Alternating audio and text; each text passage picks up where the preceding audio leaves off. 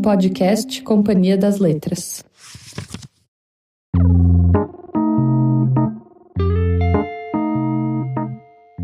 Oi, sou Ana Guadalupe e sou autora do Ensino à Distância.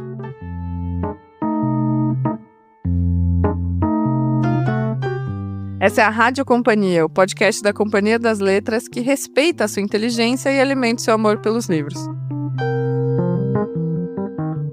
Eu sou Stephanie Roque e nesse episódio mais curto do podcast eu tô sempre na companhia de um autor ou de uma autora que tá lançando um livro aqui pela editora. Aqui a gente conhece essa pessoa melhor com uma conversa sobre o processo de escrita dela e com um jogo rápido de perguntas e respostas e muitas recomendações de leitura. Hoje eu tô na companhia da escritora e tradutora Ana Guadalupe. Ela já traduziu mais de 40 livros e também é poeta, autora dos elogiados Relógio de Pulso e Preocupações. Agora, Ana faz a estreia dela na Companhia das Letras com o livro Ensino à Distância. Ana, muito bem-vinda à Rádio Companhia e eu queria que você contasse um pouco pra gente sobre o que é o seu livro de poemas Ensino à Distância. Obrigada pelo convite, feliz em estar aqui. Eu comecei esse livro com uma vontade de investigar, acho que a relação entre o eu e o outro e o eu dentro da poesia. Esse foi o pontapé inicial. Mas aí também veio a pandemia, né? E aí as coisas mudaram e eu acabei decidindo fazer uma viagem para Buenos Aires. E nessa viagem acabou, eram 2 meses, eu acabei ficando lá 4 anos. E aí, a minha vida mudou muito e o livro também foi se transformando. E nessa coisa do eu e o outro, e o eu na poesia, é uma coisa que eu já tinha antes também, um pouco essa vontade, assim. E aí eu percebi que eu comecei a escrever poemas também sobre a experiência de ser estrangeira, né? A experiência de estar num ambiente muito estranho. E esses temas começaram a se misturar. E aí surgiu o outro tema do livro, que também se confunde com esses temas, que é a miopia, que é a perda de visão, né? Eu, sempre fui míope. E na pandemia eu trabalhei muito com tradução, né? Inclusive. E fiquei no computador, o tempo todo. E acho que muita gente relatou isso, né, na pandemia, de uma visão modificada também. E a minha miopia, que já vinha crescendo, nunca parou de evoluir. Eu não tenho, um grau altíssimo, mas é um grau significativo. E ela evoluiu ali, cresceu 1 grau, talvez um pouco mais durante a pandemia. Então também é muito pouco, mas fez uma diferença, né, na minha vida prática. Então eu estava num país novo, escrevendo esse livro, mais míope, e eu comecei a usar esses temas, né? E questões de forma também, tentativas de escrever poemas que trouxessem essa confusão também na forma.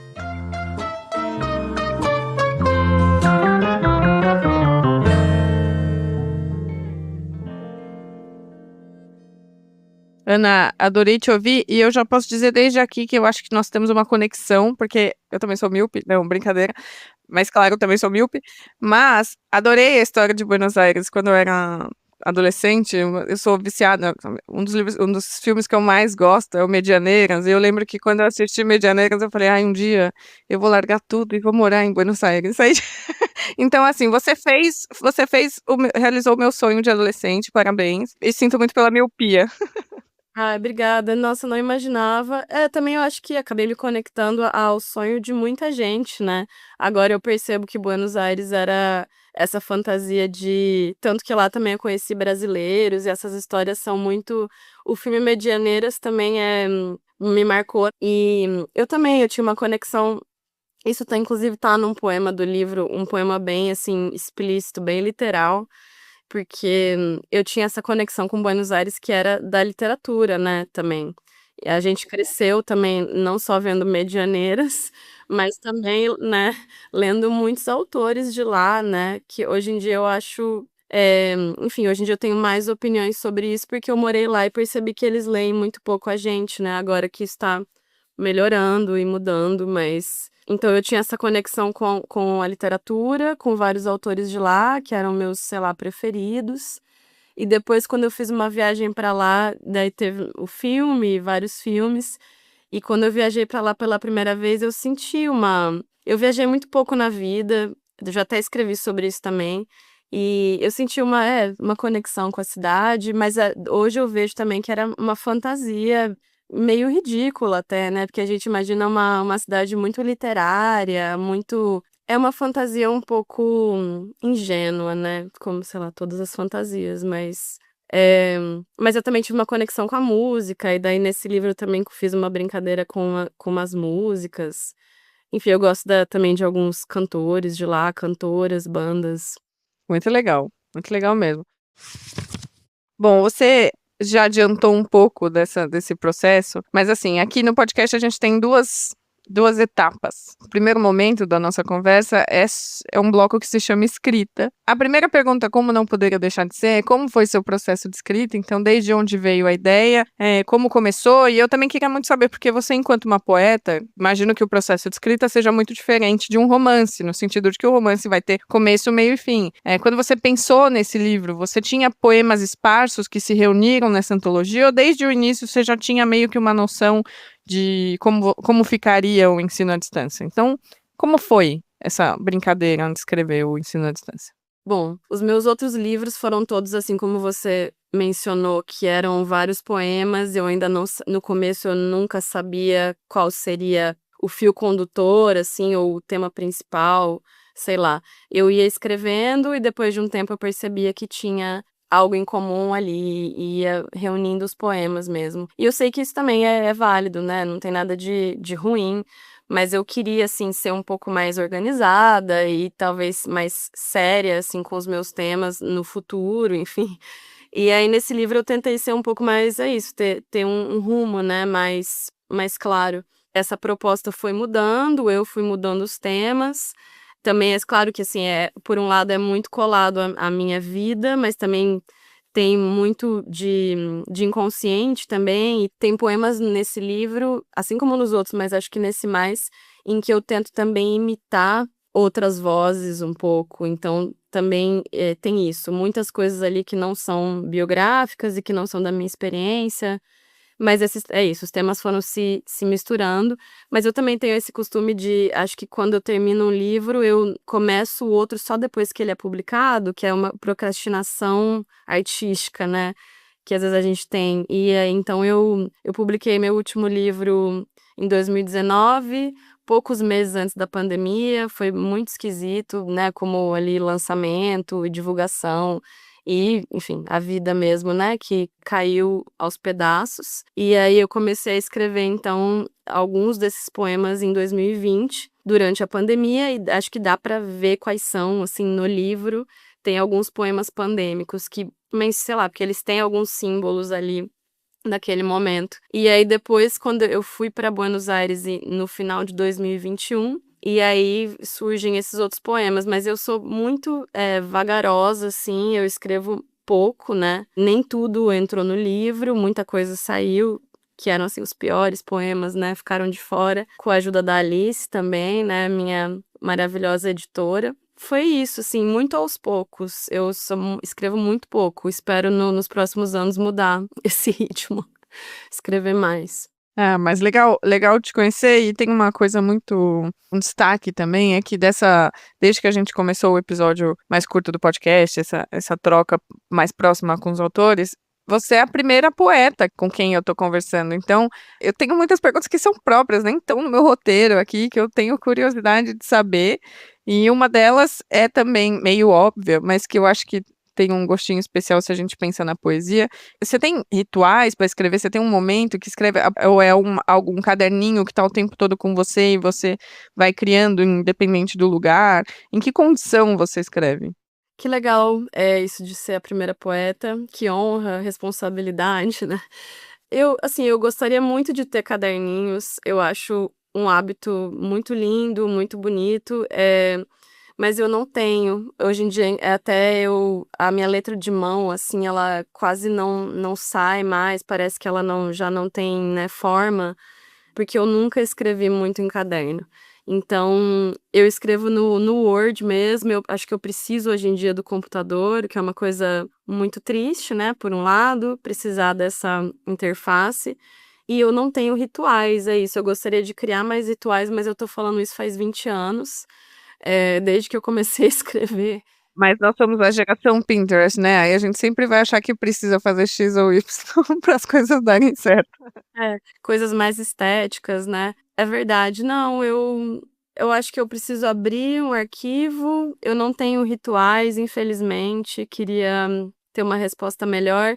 E eu acho também que eu comecei a escrever muito jovem, quando eu nem tinha, né, computador, inclusive, então, ou seja, já foi diferente o meu ritual, mas eu senti sempre que tinha um convite à escrita também externo, né, assim, possibilidades de publicação, enfim, tive muita sorte nesse sentido. E então, às vezes, também eu me coloco ali eu vou escrever um pouco hoje, com essa sensação de que eu quero produzir. Enfim, triste, né, o capitalismo, brincadeira, mas Não, triste sim, mas deu para entender. sim. Mas enfim, é claro que também tem momentos em que eu tô mais introspectiva, né, momentos em que eu sinto mesmo uma vontade de escrever pra mim, isso também existe. Muito bom. E agora uma bomba, assim, que a pergunta é: por que você escreve, Ana Guadalupe? Uma pergunta muito difícil, né, porque se a gente é muito sincero, saem coisas muito loucas, né. Então tem que se editar um pouco. Eu acho que eu comecei a escrever quando eu era, assim, adolescente, pra tentar comunicar coisas incomunicáveis, né, naquela fase. Eu acho que eu também tentei me conhecer melhor naquele momento, e depois quando isso foi se transformando numa outra relação e numa coisa que eu em teoria sabia fazer, ou a gente é isso, né? Quem escreve acho que gosta de fazer, também acha que sabe, e às vezes os outros te dizem que você consegue fazer algumas coisas com aquilo. Eu acho que eu passei a escrever porque é um espaço em que eu passei a me reconhecer e é um espaço onde eu posso fazer coisas, né? Assim, não tenho uma banda, não sou cineasta, né? É uma linguagem que eu posso fazer sozinha, talvez, né? Muito bom. Agora que a gente já te conhece, enquanto escritora, a gente quer também te conhecer enquanto leitora. E agora a gente vai para o segundo momento do nosso bate-papo, que é o bloco Estante, em que a gente te pergunta um pouco das suas referências literárias, o que te formou enquanto leitora ou o que você gosta de ler mesmo, enfim. E para começar, você é tradutora, mas eu queria saber se você tem algum idioma que você não fala ou não compreende, que você gostaria de aprender, só para traduzir algum autor ou alguma autora que você tem interesse. Olha, eu acho que eu não tenho isso com nenhum desejo, assim, literário, em outra língua, mas até essa loucura, assim, esse rolê Buenos Aires, né, que aconteceu, muito foi inspirado numa vontade de me conectar com a arte, né, em geral, e a literatura e a música. Eu nunca traduzi do espanhol, assim, ainda não traduzi, né. Então, eu acho que acabou sendo um idioma que eu quis aprender também para fazer isso. Então, por exemplo, sei lá, tem poetas lá, a Cecília Pavão, mas ela já é super traduzida aqui. Mas tem outras poetas jovens que eu gostaria de traduzir, mas não fiz, ainda não fiz. Mas a resposta é ótima, aliás. Acho que o espanhol você já aprendeu, mas você tem interesse em traduzir obras do espanhol. Acho que essa tá ótima. Fica esse aviso, né, para as editoras. E para além disso, você, enquanto poeta, você diria que você lê mais poesia ou mais romance? E o que te formou, sobretudo? A poesia ou o romance? A poesia me formou mais. Eu acho que eu sou uma leitora melhor de poesia. Até pela maneira como eu leio, acho que eu sou um pouco desatenta, acho que eu tenho questões de atenção, e hoje em dia, né, todo mundo tem, pelas telas, questões de ritmos, assim, do mundo de hoje, mas eu acho que eu já era muito assim. Se bem que eu li também muita prosa, muita ficção na minha também, principalmente na infância e adolescência, porque não tinha computador, enfim, né, era meu principal hobby ali. Mas acho que com poesia eu fui uma leitora mais atenta desde o início. Eu tinha uma relação mais específica com a poesia, né, de encontrar os livros e sempre tinha uma sensação de que só eu conhecia, né, aquele poeta, mas também por isso, porque não tinha internet ainda e porque eu era leitora de bibliotecas, né? Eu ficava ali presa ao acervo da biblioteca mais próxima e aqueles livros pareciam muito especiais. quando eu tava lá e eu descobri os livros do Leminski, por exemplo, eles eram a gente é do Paraná, né? Então ele é, enfim, muito importante, e lá já era muito na época, nos anos 90. E eu descobri os livrinhos dele, assim, né, as edições da editora Brasiliense, que eu gosto muito até das coleções daquela editora, assim, né? Mas eu lembro de ter essa relação de surpresa, assim, os livros meio, né, marcados ali, meio manchadinhos. E eu tive esse fascínio, assim, pelo Leminski, por exemplo. E também a Alice Ruiz também tinha livros dela onde eu cresci. O Navalha na Liga, eu lembro de ler. E assim, muitos poetas que, assim, desapareceram na minha memória, ainda continuam, mas que eu nunca mais ouvi falar, né? De que eu nunca mais ouvi falar. E qual foi o livro mais difícil que você já leu ou traduziu? E vale prosa ou poesia. Tem um livro que eu traduzi para a Companhia das Letras, que chama Caixa 19, da Claire Louise Bennett. Ele é considerado um livro muito difícil e foi uma experiência de tradução minha, bom, que também é de leitura, mas pensei nele na hora, porque é um livro que começa muito difícil, você não consegue muito bem entender do que ela está falando, e são parágrafos imensos. E foi uma tradução muito difícil de fazer, mas foi uma das poucas traduções também que eu fiz, que depois de um tempo eu comecei a me emocionar muito. Eu não costumo ser uma leitora muito emocionada. Muito difícil, assim, eu ficar olhos marejados. E com esse livro eu fiquei, me emocionou muito. E não é que depois ele fica fácil, ele continua, entre aspas, difícil, mas é um livro maravilhoso que eu tenho, assim, recomendado muito. Mas é isso, né? Sou suspeita, eu que traduzi. Esse texto difícil ali em português foi feito por mim, mas acho que ele se encaixa nisso. Eu tenho uma pergunta que muita gente costuma dizer que é difícil poesia, ou acha inacessível, uma coisa que as pessoas quase têm medo de se aventurar na leitura de poesia. Você tem alguma recomendação de um livro ou de um poeta específico, ou uma poeta específica, que possa ser, para essas pessoas que acham que a poesia pode ser difícil e possa encantá-las? Quem tem medo de poesia, por onde começar? Existe mesmo, né, um preconceito muito grande, e eu lembro quando eu comecei a publicar até, né, muitos anos atrás, as pessoas me falavam isso. Eu tive também uma coluna, uma época de poesia, e eu selecionava alguns poemas e tentava também combater isso ali, né, na prática, com a seleção que eu fazia. E eu também, como leitora, eu acho que é uma grande viagem, e é muito, assim, tem efeitos muito legais que aparecem quando você quase não entende, né? E você fica perdida ali numa leitura de poesia. Eu acho que isso também tem muito valor, mas eu prefiro, em geral, entender o conteúdo, né? Sentir esses efeitos com a forma, mas sentir que eu entendo o conteúdo ou consigo me situar, eu prefiro essa sensação. E também, quando eu escrevo, eu prefiro aproximar mais, assim, né? Ser entendida do que criar esse espaço totalmente vertiginoso, né? Mas eu tenho admirado muito as duas coisas também. Eu acho que um livro que falei, né? Mas livros que eu acho que convidam a começar a ler poesia. Eu não queria, assim, voltar ao Leminski, mas eu acho que Leminski, na minha formação, foi esse poeta. Eu acho que boa parte da poesia contemporânea, nas últimas décadas, talvez, eu acho que também fazem isso, inclusive as poetas que a gente ama, né, as poetas mulheres desse momento, assim, que estão na companhia, inclusive, a Alice Santana, Bruna Beber, Ana Martins Marques. Eu acho que elas têm muito isso, Angélica Freitas também, que é uma poesia que você entende, te diverte, te faz pensar, né?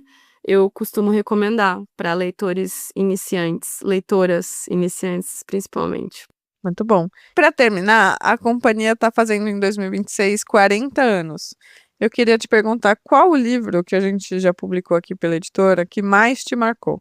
Eu acho que 26 Poetas hoje é um dos livros, assim, da minha vida. Agora eu não consegui pensar, com certeza tem outros livros da minha vida. Mas o 26 Poetas hoje é um livro que eu li na adolescência, emprestei de uma biblioteca, e eu lembro de ler em vários momentos. Eu lembro de que eu estava numa escada esperando uma consulta médica, muito jovem, com aquele livro meio no escuro, assim, e ele me marcou muito porque o que eu escrevia parecia com aquilo, mas eu nunca tinha lido aquilo, sabe? Então eu tive um reconhecimento, assim, claro que, enfim, é um recorte, né, muito específico, e eu sou do Paraná, eu não tava longe dali, né, décadas também afastada, mas foi um livro que foi, acho que para muita gente, né, e para mim foi muito importante para entender a poesia que eu gostava, né, a poesia que eu mais procurava e a poesia que eu queria escrever. Foi um dos livros da minha vida, com certeza. Muito bom. Bom, Ana, muito obrigada. Foi um prazer estar na sua companhia. Obrigada a você. Bom, lembrando que todos os livros e autores citados aqui estão na descrição desse episódio. E obrigada a você que nos ouve. Não esqueça de também responder algumas dessas perguntas que eu fiz para Ana aqui no nosso chat no Spotify ou na plataforma de podcast que você esteja usando. Na semana que vem a gente volta com um episódio mais longo. Até lá e boas leituras!